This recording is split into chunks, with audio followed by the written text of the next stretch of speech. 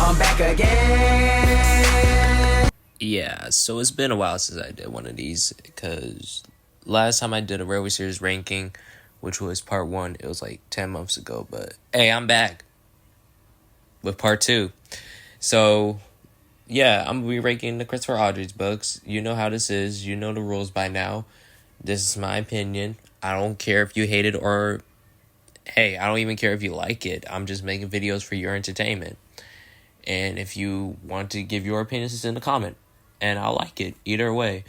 So yeah, we're going to be ranking Christopher Awdry's books, and you know the rules. We're going to be laying down the structure, the illustrations, and how good the book is overall.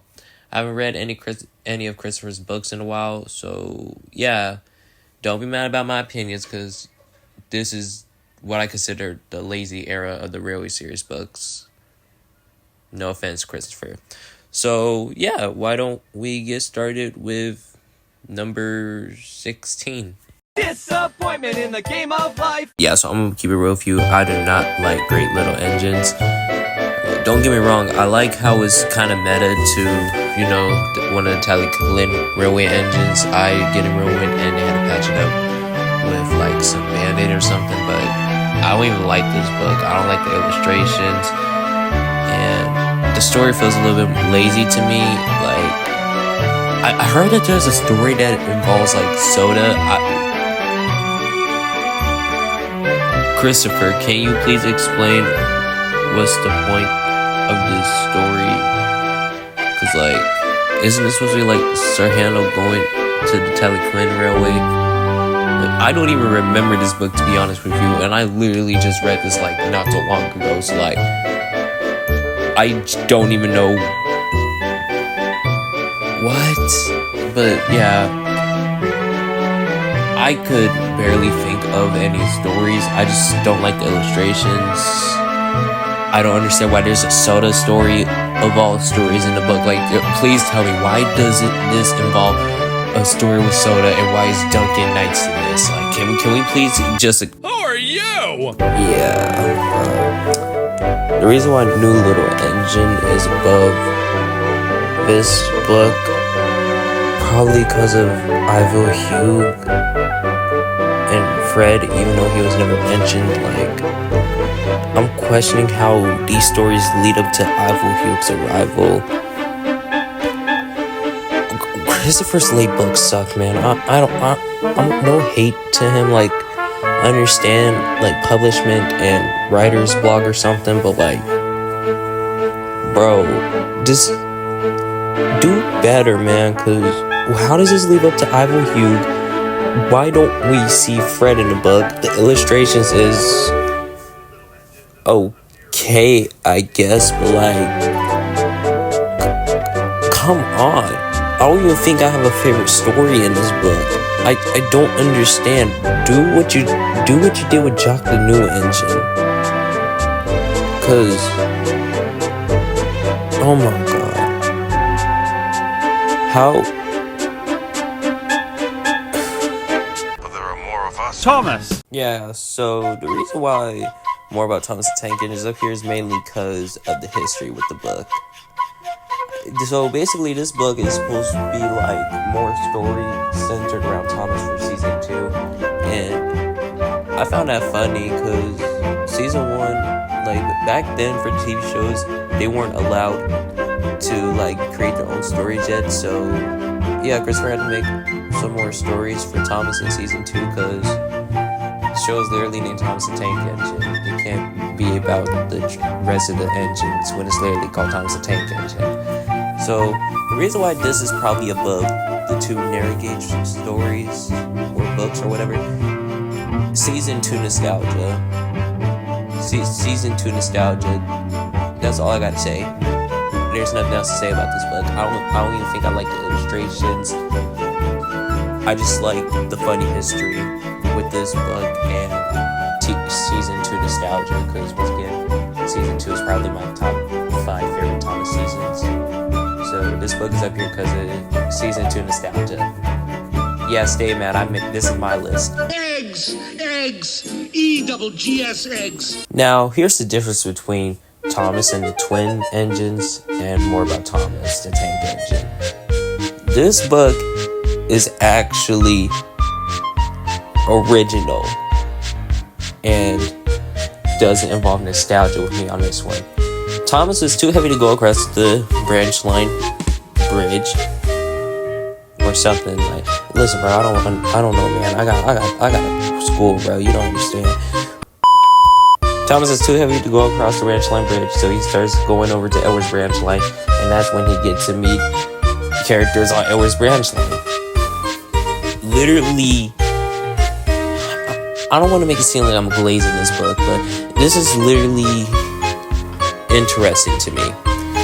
The world does not evolve around this cheeky little blue tank engine who annoys me. It shows that there are more characters on Sodor that Thomas has barely even interacted with. Because this is where Thomas first meets Bill and Ben, I believe, and I like how Thomas just gets pissed off about those twin engines, because low-key, he just like me for real. Another thing I like about this book is how we get to see more of the Corey, more of the Brenda, and I like it. We also get to be introduced to Trevor. I'm concerned about his like for children, but hey, he's back. Yay. But so far, that's pretty much all I gotta say. I don't like the illustrations. I'm more of a fan of like the old Railway Series illustrations, but like Christopher's Railway Series books illustrations are just Christopher's Railway books illustrations. That's all I gotta say about this one. But on to number 12. Because I want to get this done and I'm busy with my personal life. Looks like Jock won. Jock the New Engine is a nice way to tie to small railway engines. And I'm going to get this out the way. I'm a fan of how meta the Railway Series is, because remember, the Railway Series is this within the Railway Series books, along with the TV series, and I like how meta that is. I'll forever love that about the Railway Series. And speaking of meta, I like how when Frank finds out that he wasn't in the Small Railways Engines book, and he just retaliates. I like that. He's like the middle child. Like, you're there, but you sort of forgot it at the same time. And I like how it actually leads up to Jock, because unlike New Little Engine, and I like how the two stories where we get to know Jock, we get to see how he has more of a cocky, I want to say attitude, but I don't know the word, but I just know I like how he was a little bit cocky and how he got a little bit humble. I also like how the main three small engines get to have their own centric roles in this book. Rex with the first, Bert with the second, and Mike with the third. I like that, you know, because I want to see more of those three. Too bad I won't do Railway Series remixing them. And I don't know, I just feel like this is a nice way to continue the small railway engines, because after their book, I don't believe we've seen them in a while, so I like that. Yeah, on to number 11, because this will probably piss most Railway Series fans off. I generally don't even know what to put behind here, I'm sorry. Okay, so I have two big problems with this book. Number one, why is Thomas in the title when he barely does anything? My second issue with this is the story involving Daisy and Eels. Can someone please explain that? But other than that, low-key, this is a pretty decent book. I like Victoria and the backstory, and that little flashback story. I love that, because, you know, I want to know more about Sodor's lore and the history, instead of watching that family content, because I like to make theories with my own stuff. Yeah, so the way that this story starts is how Thomas found his old coach/gardening shed, and throughout the book, Victoria slowly gets restored. And I like the premise of this book. I'm still mad that there's one story that involves Daisy with Eels. I like the flashback story. And I think that's probably the reason why this is probably above Jock and the New Engine. Yeah, I think that's why, because I like the flashback story more. So yeah, statement. This is my ranking list. Okay, so the premise of Thomas the Defense Controller's engines is supposed to be a golden jubilee for the free railway engines. And I remember Prince Charles came in and gave a speech in the story, which I'm not mad at, but like, this is supposed to be like a big event, and you would think that all the engines would have something to do, right? They don't. And you might be questioning, why is this in the top 10, man? Illustrations, the final story, the illustrations of Gordon almost hitting the bird, and yeah, that's pretty much all that I gotta say. Because I know most of the stuff at the bottom is probably more enjoyable, but I personally have to put this up there. It was like a Shark Tale situation, to where it's so bad that it's kind of entertaining. Because then I questioned, how did Christopher fumble a book where it feels like all the endings should play a bigger role than they should? But yeah, it's up here because of illustrations, final story, their attempts at structure, with the event being mentioned in the first story, which is, it's okay, Christopher, you're trying. And yeah, I think that's it. It's a Shark Tale situation for me. On to number 9. Here I am, once again. Alright, so basically Thomas Comes Home is, to me, a book that has 3 stories involving what's going on with the other engines while Thomas is at York. Daisy gets lost in snow, Percy goes over a collapsing bridge, I believe, and Toby pulls a Mega Train, and then in the final story, it just all leads up to Thomas coming home. I like that. And I'm sure there isn't structure, but I like the illustrations, and I like how we get to see what's going on with the engines while Thomas is at York, because I'm a sucker for seeing more characters. I like side characters more than the main characters. What can I say? And I don't know. I just find this an enjoyable and pretty chillax book, showing us what's going on the branch line while Thomas is gone.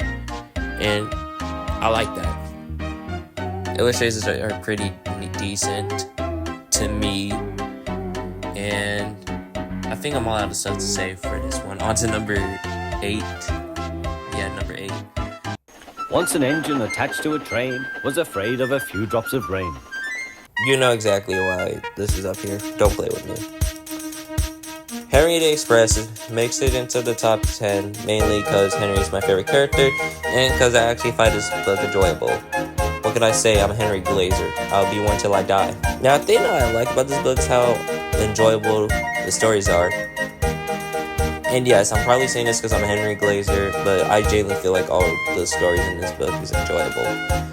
I like how each story is different, but yet they all tie into what the story is focusing on. Henry's dealing with his bad coal incidents, and then after that we get to see how Henry and James have to pull a doubleheader due to Henry have to be sent to the works and all that. While in the other story, we get to see James doing Henry's work while he's over there getting overhauled, and how in the last story we get to see Henry's amazing comeback. To me, at least, to him, it wasn't that good of a comeback. But hey, I kind of like this book, mainly because we don't get to have a story that's not focused on the book, and I like how they somehow managed to not put Thomas's name in the title, because this is during the time where Thomas has to be everywhere, I believe, and I'm glad that they did not find a way to put him in the book. And another thing I want to mention about this book is how we get to know that the engines got bloodshot and that their faces are doors. Yeah, but other than that, Henry and the Express deserves to be in the top 10. And yeah, I'm Henry Glazer. On to number 7. Okay, so the reason why Toby the Tram Engine 2, that's what I'm calling the book from now on, is up here is mainly because of the flashback story. I like the flashback story where we get to see Toby and his brothers in the harbor that he used to work at and the engines that he used to interact and help when he used to go travel around. We get to see a small hint or glimpse or whatever in the original Toby the Tram Engine book, and I like that. So far about this book, illustrations is pretty decent, and there's no plot, nothing that leads up to the book or anything. It's just Christopher wanting to write a book about Toby, because like I mentioned in the first Railway Series ranking video, Christopher stated that Toby is his favorite character, and the book really proves that, because I'm pretty sure nobody even thought of Toby, but Christopher did and made a book about it. And I mentioned this several times, I'm a sucker for flashback stories, and it's nice to know that we get to have a flashback story for Toby of all characters. But yeah, as for the 3 other stories, Mavis hits a lorry, Percy kills Bulstrode, which is the only thing I can remember because that was an episode once, and Toby derailing. This is probably, I don't understand why this is up here, but this is probably up here because of the flashback story. But I might switch Henry and the Express and Toby the Tram Engine 2 in the part 3 video. But yeah, other than that, this is a pretty meh book, but hey, I'm putting this up here mainly because of the flashback story. I'm a sucker for backstories. On to number 6. Oh, look! The Great Railway Show! Alright, so basically this is just Big World Big Adventures if done right and actually more realistic. The first 2 stories covers Thomas's journey to York, and the last 2 stories shows his journey at the Great Railway Show. I like how Thomas just interacts with several real-life engines, and oh my god, Green Arrow! But yeah, I like how Thomas gets to meet some real-life engines, Green Arrow especially, Mallard, and I like how we get to see Steven. But I think I mainly put this up here because I think I like it due to how it feels more realistic and how this could have been what Big World Big Adventures could have been. I like how we get to see Thomas interact with real life engines, showing us that Thomas is supposed to be set in a real life world base. The illustrations is pretty decent, and what can I say? I like it. Because low-key, I like the idea and I like how it's sort of executed. It's a pretty decent book. I don't see why it's low in some Railway Series rankings in terms of Christopher's books. I feel like this could have been up higher. But other than that, let's go on to the top 5. Our engine, sympathize, James. I know all about diesels. Now, I could low-key understand how this is Christopher's weakest book, but I'm gonna explain why this is in the top 5. Mainly for my grandmother's sake, because that's her favorite character, and because I could low-key see the vision of this book. The book trying to show James overcoming his prejudice with diesels. Because in the first story, a diesel crashes through a shed, and then that's when we get to set up the plot with James's discrimination against diesels. But this is where the book gets, how should I put this, not good. Because during the second and third story, nothing really happened. Because like none of this follows up the first story, but in the final story of the book, James gets stuck in a random diesel saves him. Like, sure, that's an okay way to end the book, but like, you could have made the second and third story perfectly round up James's overcoming with diesels. But like, I probably put this up here mainly because I see the vision and it has a solid beginning part to what the vision could have been and a solid ending part to what the vision could have been. It's like, I can understand Christopher's vision, but he just didn't execute it well. But so far, I like the illustrations. I like James's overcoming of diesels, which is pretty decent. And I say it's pretty okay. Just okay. On to number 4. Thomas and Friends, making tracks to great destinations. So yeah, the reason why Thomas and his friends is probably number 4 and not lower, mainly because I like how the title is Thomas and his friends, and it's a perfect way to end off the Railway series, and Gordon's character arc. Because once he lost his position of pulling the Express to Pip and Emma, he isn't mad. He isn't like going off at the top of him. He just took it like a good boy and accepted that he's getting old. And I like how we get to have a story of Gordon's post-retirement. It's nice to see that in this book.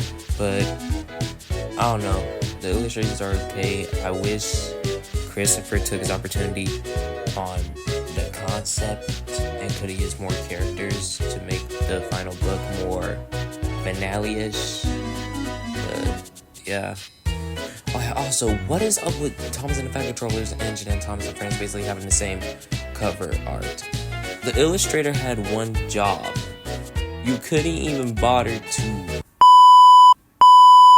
Yeah, let's just go on to the top 3, because low-key, I'm tired and I know that I still got to make part 3. I am the Lorfax and I speak for the trees.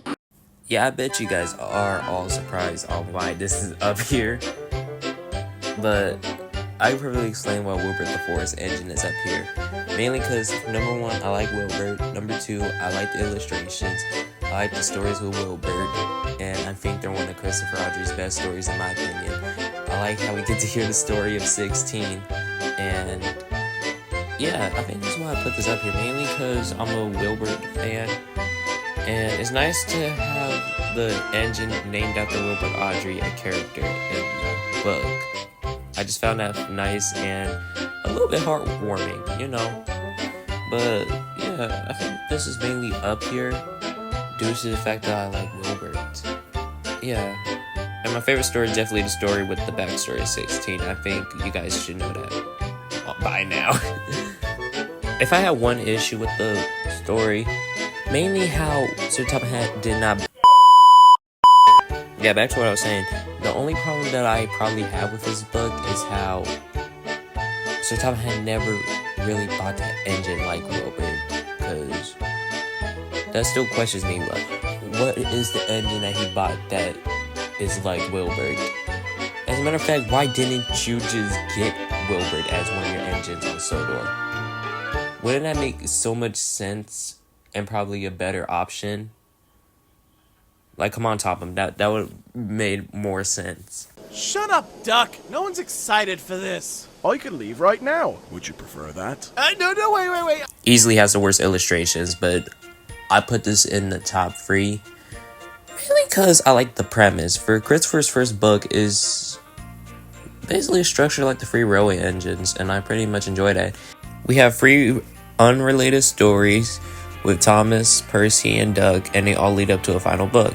And I found that pretty nice. Another thing that I like about this book is how we get to know that this is a middle-aged Gordon, and that Thomas and Gordon have really formed a bond ever since, you know, the Wilbert era of the Railway series. And I like it for how it is. It's just kind of simple like the Free Railway engines, not better by any means, but pretty good. The illustrations are ugly. Like, this is a weird way to show us how the engines look for your first book, but at least the book isn't terrible, you know. But yeah, I would continue more with this, but the video is already long enough, and you'll probably hear me say more about Christopher's books and the Railway series part 3 ranking, where I ranked basically every single Railway series book. So yeah, on to the last one.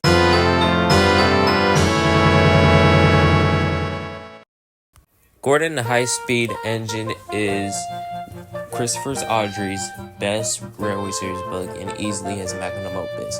This is a very important step in Gordon's character arc, and you can easily tell. We see Gordon trying his best to prove that he's still got his Pony Express, and he fails. But when he does prove, he didn't necessarily win the war. He won the battle, because in the final book we see that he lost the war. And I low-key like this. This is an important middle step into Gordon's character arc. The illustrations in this book is pretty decent. My favorite story of the book is easily the last one, for obvious reasons. And low-key, Christopher actually managed to cook up a decent book. Not better than Wilbur's books, but is easily better than James the Red Engine and more of Thomas the Tank Engine than all those other books that were made. But yeah, I say Gordon the High Speed Engine is a pretty overall decent book, and I need to see like someone do a really serious remake of this, because I know I'm not gonna do it. But yeah, this is number 1, Christopher Audrey's magnum opus, and I don't think there's any much more to say. All I gotta say is prepare for the final ranking.